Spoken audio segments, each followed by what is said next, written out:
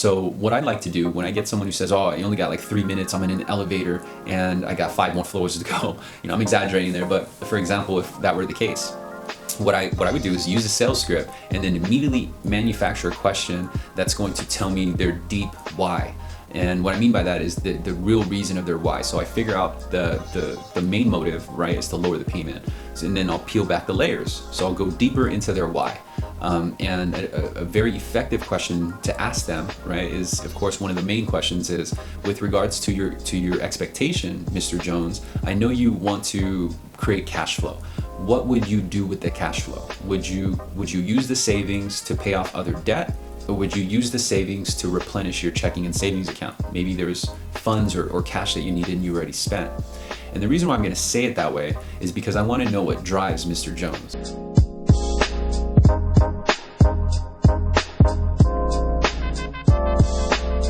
Whether Mr. Jones wants to save $200 a month every month for the next year, and so that this time next year Mr. Jones has $2,400 to take his family to Hawaii, and that was his main goal before he retires. Whatever the reason may be, you want to peel back the layers of their why, and that's a very short, very direct question that will enable you to control the conversation. So if you find out, for example, Mr. Jones needs to create money so they can pay off other debt, then my next immediate follow-up question would be, well, how much in debt do you owe? Right? And so Mr. Jones may be all about doing, a rate and term refinance, meaning, I don't want to pull cash out, I don't want to pay off debt, I want to pay it all off on myself, I could do it. That's great. It's a very noble way of going about things, and people have a lot of pride, especially our prospects. So don't try to convince Mr. Jones to go and pay off the debt, because Mr. Jones has already come to bat or come to your establishment or come to the sales conversation with a goal in mind. And if we try to change that goal, or we try to tell him, oh, well, Mr. Jones, you should, Mr. Jones could take it the wrong way and say, no, that's not what I want to do. And immediately you put yourself in a light where you're not on the same page as Mr. Jones. So a more effective way of doing it would be like this. Hey, Mr. Jones, I know you want to use your monthly savings to pay off other debt. How much in total debt do you have? Outside of the mortgage, if we looked at your credit report right now, how much in debt are you looking to pay off? Mr. Jones could say $10,000. Say, okay, on this $10,000, how much per month are you currently sending now? Before the monthly savings that I show you, how much are you sending right now? And so Mr. Jones could say, well, I'm sending right now, the minimum payment is $100, but I'm sending $500 right now because I'm trying to pay this all off on my own. Say, okay, great. And then you want to make note of that. So you want to make note that he has $10,000 in debt, minimum payment of $100, and he's sending $500. And the reason for that is because later in the conversation, when you're scrubbing the credit report, Mr. Jones, you could forget that all those credit cards, because the credit cards on the credit report is going to show you the minimum payment.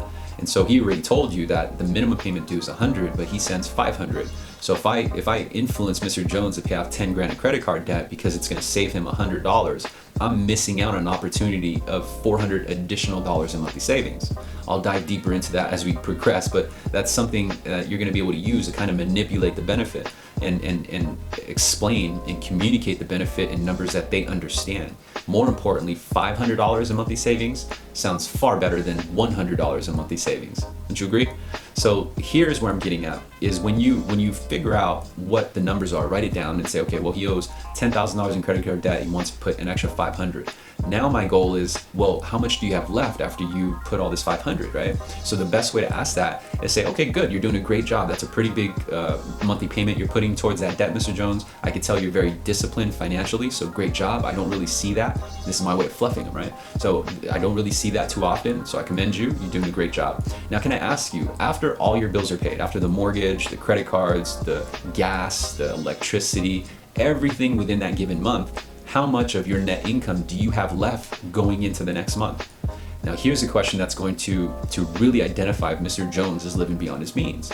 Because Mr. Jones could reply back and say, well, of my $5,000 net, I've got about $1,000 left after all my bills are paid. Do not accept that as the answer. You want to go again deeper into the why. And so a follow-up question would be like, okay, great. With that $1,000 extra, where are you putting it towards? Are you putting it towards retirement? Are you just putting it right in the bank? What do you do with it? And the reason why you want to ask that is because homeowners don't necessarily realize how much money they're actually spending. And so that $1,000 that Mr. Jones believes he has after all the bills are paid, he could just be talking about the amount of money he has left after only his mortgage or his credit cards are paid, or his gas gasoline and electricity is paid. He's not thinking about other things like medicine, medical, insurance, life insurance, insurance on the car, insurance on the house. He's not thinking about other things like groceries, hobbies, dining out, vacations, leisure activities. He's not thinking about daycare, tuition. He's not thinking about lunch at work. So there's other costs associated with living that Mr. Jones may not just be able to pull off right off the bat. We don't want him to list out those things because that will bore Mr. Jones, right? And so an effective way, a very clear and short and direct way of asking the same question to get the correct answer is saying, well, okay, with that $1,000, what do you do with it? And say, let's just say Mr. Jones says, well, I put it in the bank. Now you have him cornered where you can ask him, okay, great.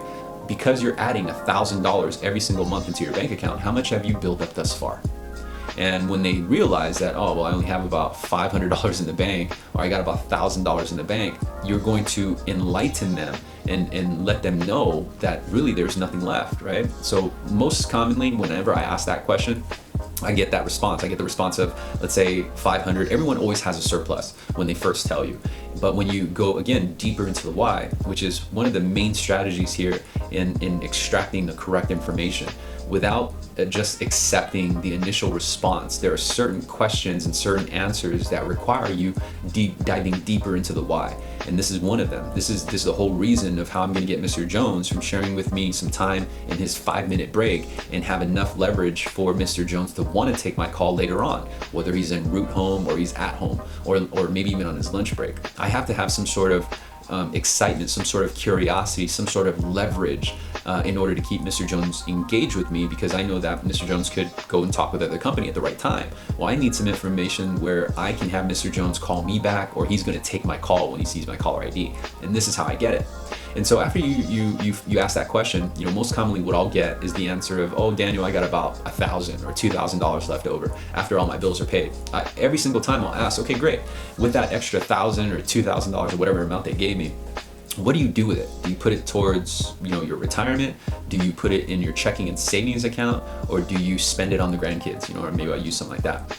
And what I'm doing is I'm just trying to have them realize when they think about it, how little of cash flow that they have each month.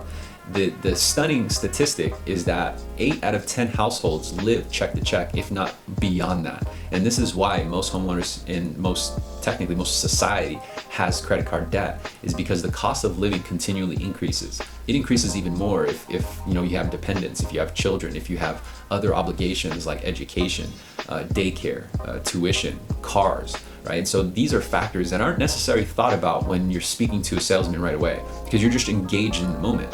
And when the salesman asks the right questions, so then the truth comes out, right? So Mr. Jones could have said he has $2,000 left over in the bank. Then I'll ask him and say, okay, what do you do with that amount? And Mr. Jones says, oh, I put it right in the bank. I keep it in the bank. Great. Now that you're adding $2,000 per month, and mind you, I already know Mr. Jones has $10,000 in credit card debt, right? So my immediate assumption is, well, if you're putting $2,000 away, why do you have $10,000 in credit card debt? And here's the reason, is because Mr. Jones did not consider all those other obligations that I just went over.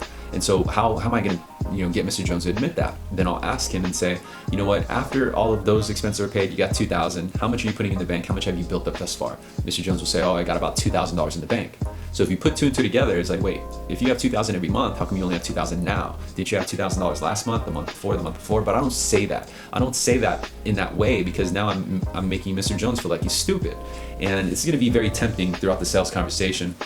When you find a piece of leverage, it's going to seem attractive to close them, right? Like, I got you.